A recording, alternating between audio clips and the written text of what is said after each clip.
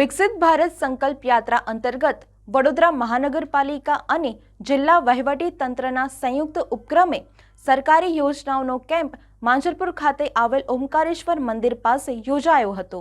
સરકારી યોજનાઓનો વ્યાપ નાગરિકો સુધી પહોંચે તે માટે વિકસિત ભારત સંકલ્પ યાત્રા 2નો પ્રારંભ આજ રોજ માંજલપુર સ્પોર્ટ્સ કોમ્પ્લેક્સ ખાતેથી કરવામાં આવ્યો હતો।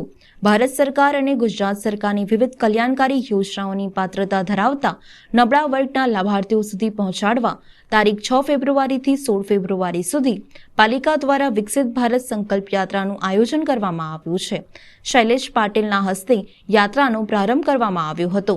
વિકસિત ભારત સંકલ્પ યાત્રા વડોદરા શહેર માંજલપુર ઓમકારેશ્વર મંદિર ચિત્રકૂટ ખાતે કાર્યક્રમનું આયોજન કરવામાં આવ્યું હતું। આ કાર્યક્રમમાં ખાણીપીણીની લારીઓ, નાના લારી ગલ્લા ધારકો, ફેરિયાઓ માટે લોન, પીએમ સ્વનિધિ યોજના, પારંપરિક વ્યવસાય માટે વિશ્વકર્મા લોન યોજના, મોટા વેપારીઓ માટે લોન, મુદ્રા લોન યોજના, આવકના દાખલા અરજીનો સ્વીકાર, આયુષ્માન કાર્ડ કેમ્પ, આધાર કાર્ડ કેમ્પ, દરેક જાતના રોગોની સારવાર, મેડિકલ કેમ્પ અને દવાઓ આપવામાં આવી હતી। આજે મારુતિધામ ચિત્રકૂટમાં મોદી સાહેબની ગેરંટીનો રથ સતત કાર્યશીલ આજે 2 મહિનામાં બીજી વાર ઘર ઘર જઈને આ રથ પબ્લિક માટે એક સેવા આપે છે, કેમ્પનું આયોજન કરે છે। લાભાર્થીઓને ચેકનું વિતરણ થાય છે, કેશની સગડીનું વિતરણ થાય છે અને આપ જોઈ શકો છો કે મોટી સંખ્યામાં આ કેમ્પનો લાભ લોકો લઈ રહ્યા છે।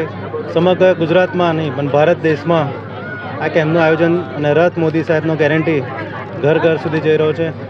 આપ જોઈ શકો છો કે એમાં આધાર કાર્ડનું છે, આયુષ્માન કાર્ડ છે, પી સ્વનિધિ યોજના છે, મેડિકલ કેમ્પ છે। એમાં ઘણા લોકોએ લાભ લીધા છે અને ઘણા લોકો સાથે મેં વાતચીત બી કરી છે।